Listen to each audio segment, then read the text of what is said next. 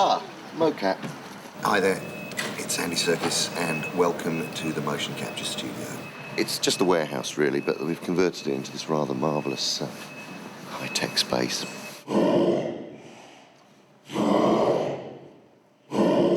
When I think of the fact that principal photography has come to an end, it doesn't seem like that in any sense, way, shape or form, because we're actually shooting principal photography on Kong now. Each morning when Andy comes in, we put him into his famous blue lycra suit, which I'll have you know isn't a special sensor suit. He doesn't wear special sensors, isn't wired up, it's just a plain lycra suit. And we put these markers on it, and the markers are little plastic balls with scotch tape wrapped around them, bright reflective scotch tape. We could just turn it off now. All they're designed for is to reflect the light back towards the camera. And we've got 52 cameras that track the body, and another 20 that are specially designed to track the face. Now each one of our motion capture cameras has a bright ring light around it that will shine bright light out. So as soon as they hit one of the reflective markers, it fires straight back at the camera. So it gets a single bright dot for each one of the markers that it tracks around. I'm lit up like a Christmas tree, and that's fed into the computer, and that data is recorded. So if there's a movement, you'll see all those cameras pick up that movement. So Andy's suit has about 60 markers on it. So between all the different cameras, you can actually track the dot in 3D. So once we capture the marker cloud, which represents where Andy is, we map that onto a human body that moves around our screen. And from there, we have a char map that maps a character onto whatever target we want, in this case, Kong. And Kong, of course, has got very different proportions to Andy. The biggest challenges we're going to have is going to be retargeting Andy's motion onto Kong, because they are built so different. All these dots are assigned to specific markers on the Kong CG puppet. That's me. Because I really am as ripped as that little guy. So this next process will map the human motion that Andy provides onto Kong. So as Andy's actually acting this out, we get to see Kong on the screen, and that's shown in real time to the directors who are watching it from the different camera angles we're going to use for the actual shot. So they can see in a second if Andy's performance as Kong is going to match the shot that they want.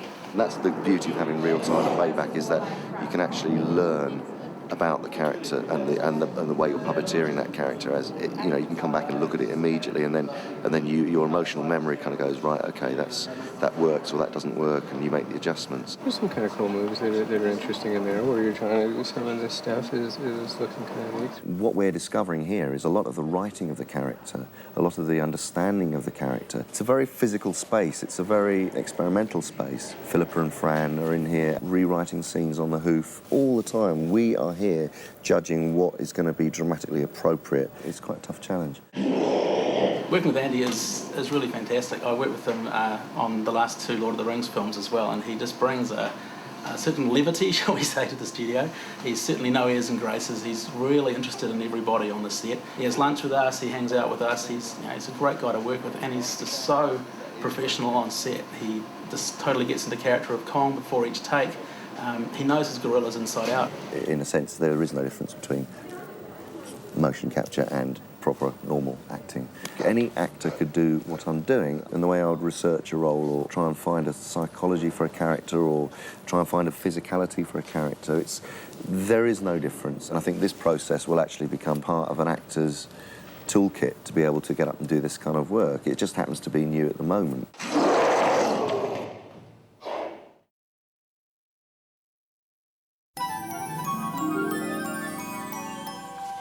Hey, kia ora. Welcome to Weta Digital. What are you waiting for? Come on in and I'll give you a tour. There's weird things that happen here that can't be explained.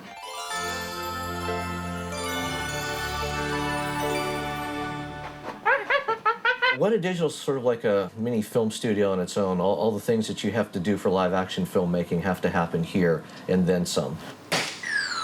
Weta Digital is creating all the visual effects for this film. It's been pretty full-on. Anything that doesn't exist intact on camera, we put it together here. Things that were shot in blue screen, or miniatures, or creating characters, or computer-generated imagery. So there are departments that have to build models, build costumes. People have to deal with lighting. People have to deal with animation, rotoing, painting, touch-up, compositing, which is taking all the elements and finally fitting them all together and bring all the shots in line with each other. Really, it it encompasses anything you can think of, and we've got to do it here. On this film, it's not just integrating CG with the live-action elements. Sometimes it's integrating live-action elements into CG and miniatures. All right, so what I'm doing now is the Kong Rampage, but I gotta fix his tongue. See, it's always something. I'm currently working on these 2 trailer shots that are supposed to be rushed out in the next week and a half or so. So we showed Peter the swamp, and he liked it. He said, looks nice, but it probably looks too nice. He said, we need it 3 times more scarier. Here I'm working on a track for the trailer. We're in a bit of a hurry, so we've split this up between a couple of different people. We tend to be pretty busy all the time. I think in the final version, the tongue's not going to be so huge. What we've got to create here are elements big and small. I mean, obviously there's Kong. We have to animate everything by hand, every little blink, every little gesture, every eye dart, but also getting the performance of Andy with the intensity and everything else that he put into the performance. That's like our main job. We did the same thing with Gollum. When I'm working with the animators, which are essentially, you know, our actors for the creatures, then we get to play. Holy sh**. You have to make sure that the puppet's right, that it's gonna skin, that it's the right one with the hair. You know, then after they skin it, that the hair's not digging into the mouth, that your animation isn't making the mouth go, you know. We're currently working on getting Kong's fur to stay with the skin as he moves through space. It's quite a difficult thing to make cloth and hair and fur move realistically in the computer. There's the big environments like New York City, which is 360-degree Manhattan. We're creating thousands of extras for New York. We're creating cars and vehicles, taxis, trams, L trains. Really anything that you would expect to see in the city, we're building it. So my task is to take the CG city, which is absolutely amazing looking, and just give it those finishing touches to make it more photoreal. As well as the miniature and full-scale ventures, we also have a digital boat that we've built. Here's the CG water that we created for that particular shot. There's, you know, the water for the approach to Skull Island. We've got to create the fog that they're sailing through. The whole ocean voyage, the water simulations, you know, technically and creatively are always very difficult things to do. Skull Island is again, a mix of fantasy and reality. We've got to create all the creatures on Skull Island, anything that you have to do to make the creatures interact with their environment. I'm trying to do something really exciting with the tail, get it flipping through screen and stuff like that, so. We're creating plants and jungles and foliage and things that get, you know, stepped on and trampled and broken and shattered. Fun for the whole family. We've got to create costumes for all the digital doubles. We have to create the digital doubles. All the main actors have a digital double for some of the action scenes, things that are, you know, too impossible to film. We have a little dinosaur sequence in the movie that there's quite a bit of interaction, quite a bit of running. There's going to be a lot of running and a lot of biting. That's what we do. But here's the perspective. People have like one shot they're worried about or a couple of shots they're worried about, and they're working on them and they love them and their shots are beautiful. But they're like working on a couple of shots as opposed to like Pete working on the whole movie. So you think of like the mind load, and we can handle it, you know, a couple of shots. Everything we do, no matter how much we have done before, is always a challenge. And so far, we're doing really well. Today, we've got 25 weeks to go before the film's on the screen. That probably gives us about 20 weeks to finish the movie. So that sounds like plenty of time. Maybe I'll take a few days off. Yeah.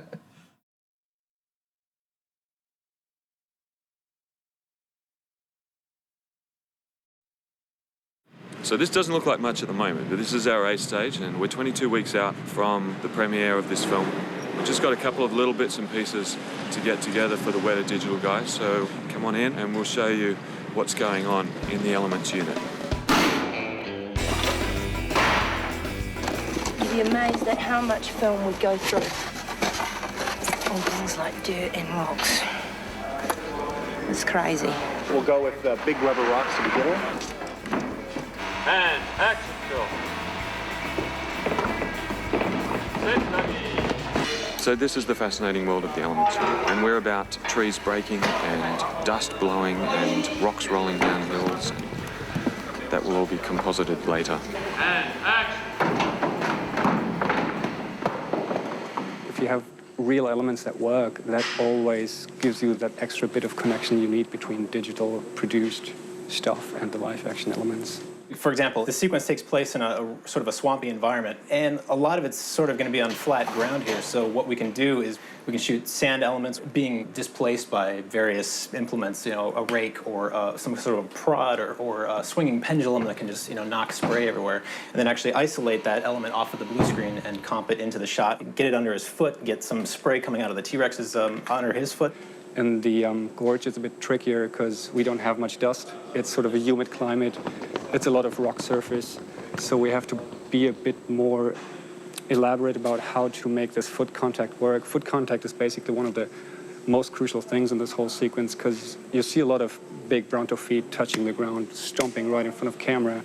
And if you don't see any reaction to that, the audience is not going to buy it. If you were to just look at any of these elements when they were shot, you know, if you take a cricket bat and just whack the sand, it would just be this really small spray. Because essentially, you know, you're talking about something maybe just an event happening that big, but if you shoot that at 48 or 60 or 72 or 96 FPS, suddenly this little spray can look like a mountain of earth being disrupted, you know, and then you actually play it off like it is coming from, you know, Kong's foot, who could actually grab a human being, you know. And a lot of the times it actually looks better, you know.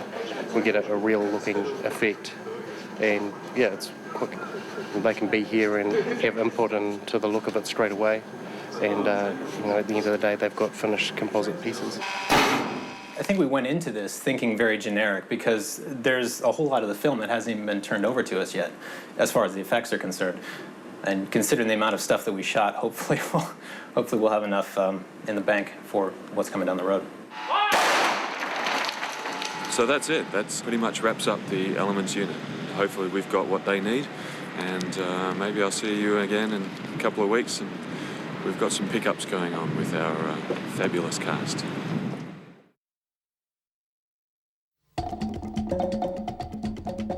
Oh, hello. 16 weeks to go, and it's very busy. It doesn't look very busy at the moment because I'm sitting here talking to the video diary. But the real work is obviously happening very much in the digital department at the moment, and one of the most busy areas of the digital world is the rotoscope and paint department. So we thought we would devote our production diary this week to genuine unsung heroes. These are the people that make the shots look as good as they look. They take them and they do what they need to do to have them ready for Kong or creatures or backgrounds to be inserted in. Behind me, I'd like a big killer whale that jumps over the ship, and I don't even notice it. It's a majorly important cleanup and preparation department in the digital world. Rotoscoping is the manual process of cutting out things that we don't want in the frame and leaving only what we want. So essentially you can think of roto as like a digital cookie cutter. Tedious digital cookie cutter. What tends to happen if a director is under pressure or stressed by making the day is you tend to say, don't worry about the blue screen, don't worry, we haven't got time, we'll shoot it and they'll fix it with the roto later. Well, these are the team that do the fixing later. We will work on 98% of the shots that are in the movie King Kong. This is what the shot looks like when you first open it. This is when you usually have your moment to yourself, cry or whatever. And you realize you have to roto each of these edges here. I hope we're not killing their enthusiasm by all the horrible shots that we're throwing at them. I mean, we have roto shots from hell on this movie. Normally the hardest things to rotoscope are hair and plants, long frilly plants, because they don't have a regular shape and their movement is totally illogical. When I first got this shot, I looked at it, I played it back like this and thought, oh, it's not too bad. Look, it's just Anne running. You know, shouldn't be too hard. And then I realized, oh, there's all these leaves. That's when my jaw hit the ground. It's incredibly intricate, fine work that has to happen. I'm sure the roto artists must suffer psychological problems. You know, we don't get to jump around the room acting like forest animals or anything. Or when I go outside and take a walk, you know, see these trees and plants at the side of the road, kind of catch myself imaginatively drawing lines around them. You know, one of the hazards of the job that they don't tell you about. Lots of people focus and concentrating while they carefully separate all these images that the director was too lazy to do on the day with a green screen or a blue screen. So I'm very sorry about that. We understand that's the process. It's all about getting the shots done so they can get home and start a whole new day the next day. So that's the roto part. We also do paint, Generally in paint, what we're supposed to be doing is removing things that aren't supposed to be there. They have to paint things out like reflections and windows. That would be through the windows, obviously, in that case. That's not a very good thing, hard to fix. For example, it's on the back wall, it's over this window, and probably worst of all, it's actually sitting on the window over the smudges. So it's not going to be easy. That's what we're here for. That's our job. All our work is unseen. If you saw what we did, that means we've made a mistake. Well, I've got a few shots coming up that they haven't even seen yet, so we'll put them to the test. I've got a couple of tricky ones up my sleeve, saving them to the last minute. Scary stuff, Peter, scary.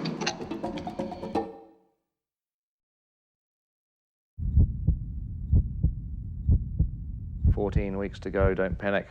Now, this week, we're just going to have a look at things that are happening in the digital department. And one of the interesting things that they're actually doing, which is quite an advancement on the work we did for Lord of the Rings, is in the area of digital doubles. It's tough to shoot live action interaction with creatures that are that big, but with digital doubles, it opens up a whole lot of opportunities to do interesting things. Digital double is basically a high-tech stunt double for a character.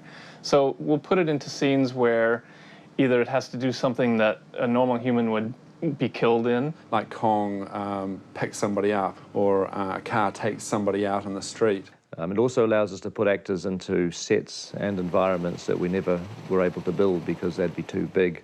And it's much easier to use digital people rather than to have to shoot actors in front of blue screens and somehow fit them in, because that process has limitations. And yet with digital doubles, you're really unlimited in what you want to do. And there's obviously a digital double and all the lead cast. Our actors came, they shot the movie, and they went home again. But we can still do shots with our actors because we scanned them. We've set up a studio to take pictures of all the principal actors so that we can use the textures and put those onto the digital doubles that we're going to create. And then we can do horrible things with them, and it'll look just like they're the real actors. All right, so it appears that I have officially been cloned. I think I'm going to go have lunch. We need to get a really good performance because it's not enough to have the digital double just walk around with a fixed expression on their face. Previs man. A winner every time. Can't beat Previs man. Creating a digital double, it takes many departments within the facility to do so. Starts with modeling. The creature department goes to textures and shader department for the cloth simulations, the skin textures. Then it goes to lighting, where we're lighting the digital doubles into the shot and making sure that it looks seamless. For the digital doubles, it's always a little bit more tricky because you want to be sure that they look exactly like the actors that you shot. So we have to be perfect. There is no room for freedom and creativity and imagination too much. And it starts from creating a perfect replica of her face and her body. We scanned her face, and that's what we're using. So at the end of that process, you just end up with a gray version of her. We have people with Photoshop and 3D paint tools who actually created textures for her. Painting Naomi has been the biggest challenge that I've done because she's got beautiful skin, so it's very hard to replicate someone whose skin is so good. But then there's also the one slip. First of all, it's clean, and then she gets wet, and then it gets torn, and then it gets a bit more torn, and then it gets dirtier. So we have to match, every little nuance. You also have people at the same time working on the animation rig, so people who are going to decide where the bones are, where the muscles are. First step with digidoubles is having a way for the animators to put motion onto them, and for that we need a low-res puppet. Basically, it acts a little like a marionette. You're able to grab the various controls that we've added and pose the puppet. So we'll take a kind of naked digital double and put clothing on them and make it kind of look natural. And that's what they give me. And I use those textures to make her believable. So at the end of that, she looks like perfect replica of Naomi Watts with the proper colors for her skin and the proper hair as well.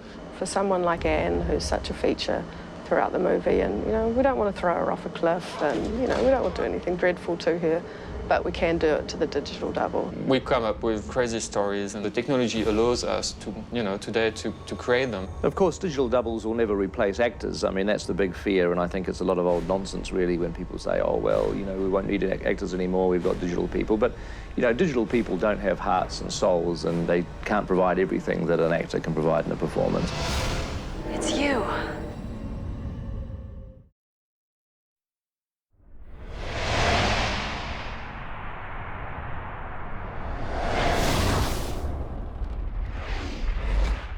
Kia ora, welcome to the motion capture stage. It's 11 weeks to go till the movie comes out, but only 5 or 6 weeks until Weta Digital has to get all its visual effects shots, so fingers crossed. This week we're looking at the way that we bring King Kong to life, and there's 2 ways we do that. We do that with mocap and we do that with animation. This week we're looking at the motion capture and especially the motion edit side. So it all starts here in the motion capture stage. We put a lot of dots on Andy. Andy, how old are you today? 21. That's gorilla years. Right? Times like this, you really do wonder what you're doing with your life. Andy does a particular performance. We take the pattern of dots, which the motion capture cameras see. We can figure out where those markers are moving in 3D, and from that pattern, we figure out what muscle groups in his face are moving. And in those muscle groups in his face, we have a mapping from those to King Kong's face. And it turns out that humans and gorillas have quite a similar musculature.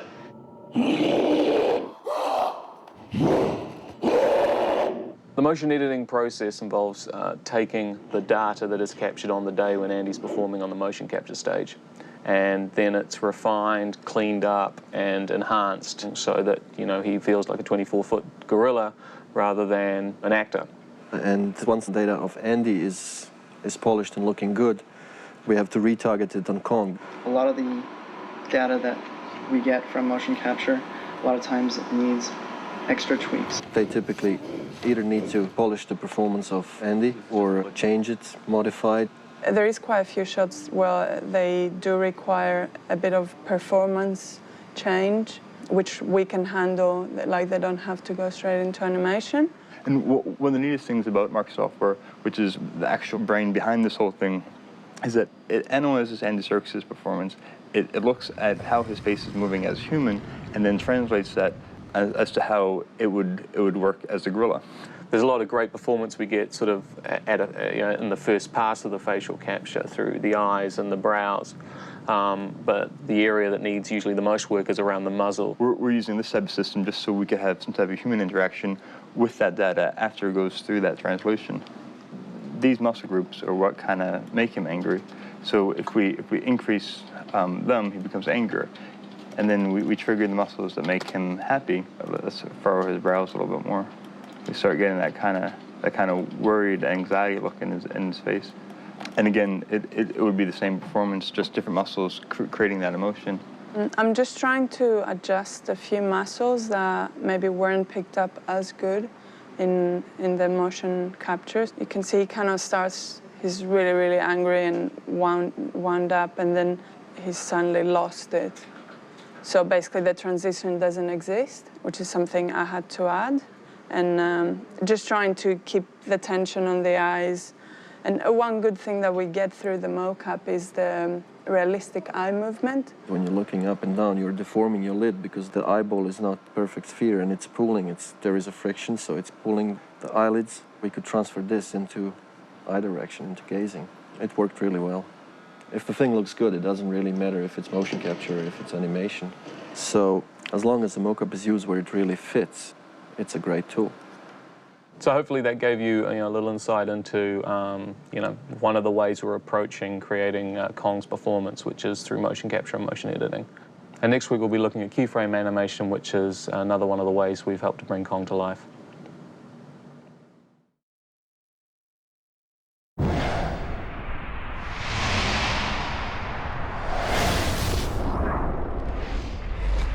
Following on from last week, we're going to look at the animation department, which is where a great deal of Kong has been brought to life for the screen. It's the 5th of October, and animation has actually 4 weeks left to deliver all the animation for the show. I think Denham had an easier job trying to make his movie. On this production, just like on a lot of the big visual effects shows now, there's 2 main ways of getting your animation, mocap, which stands for motion capture, or keyframe animation. For Kong, there are a lot of aspects of his performance that were designed and created and explored on the mocap stage, but to actually bring him to the screen with the flexibility that we need to give Peter what he wants and the changes that he wants to make, a lot of Kong has been created through keyframe animation. I'm setting some keyframes right now. Use keyframe animation You animate key poses of the animation that you're most interested in to start with. And that may be one pose every second. So you may work out this pose, and then this pose a second later. The computer can help me to work out what's going to happen in between. So by working out your different in-betweens between your key poses, you can work out forms and dynamic. And you can build your shot that way. Go change it. I will. I hope I get an approval tomorrow. The mocap is great because it's the performance that Pete wants, but the motion capture that they did can't really get every little, brow and nuance. So what the motion capture can't do, we can do by hand, which is the keyframing of the face, and give it some nice little subtleties. We look at ourselves in the mirror, looking for small subtleties and little muscles around the nose, like nose flaring. Less is more, and just creating something very subtle is probably the most difficult thing to do. So the simple things that you think you see on the screen are actually the hardest. An animator will therefore do a lot of technical stuff, but we try and bring in a lot of performance stuff and physicalizing things and acting it out. Animators, we act out our shots whenever we're not sure about really the physicality and we want to get like inside the mind and inside the body of Kong. It makes it a lot easier to get your shot done and to get it done quickly. Cam here is going to be the Tyrannosaurus Rex. I'm going to play King Kong. Take a bite at Anne. Yeah. All right. Peter's telling a fantasy here. Yes, we want the power, we want the physics, we want the believability, but we want to be able to go to a more kind of a magical world, add a little spice into things. The thing is with dinosaurs is that nobody really knows how they're supposed to move, so you can take a few liberties there. And we do use reference for that. And the reference for a T-Rex, generally speaking, you look at ostriches for leg movement, but I also like to go into the feline world. You can get their tails, when they get angry or they, sense something out there. They can have that focus, and then the tail starts to whip, and it becomes a part of the performance. And that's not going by any kind of paleontology. That's completely fantasizing it, but it makes it more powerful and it makes it stronger. I think a lot of the animators are being challenged more than they have before. The premiere is on the 4th of December, and everyone's here 7 days a week, cranking, trying to get it all done. It's been a lot of hard work, a lot of good hard work. I'm just trying to work out the physics of a gorilla. It's 25 foot tall, chasing a cab. What's a good animator? A good animator, nothing phases them.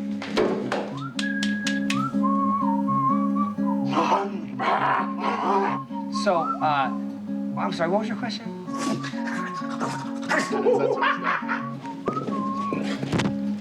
Back to work.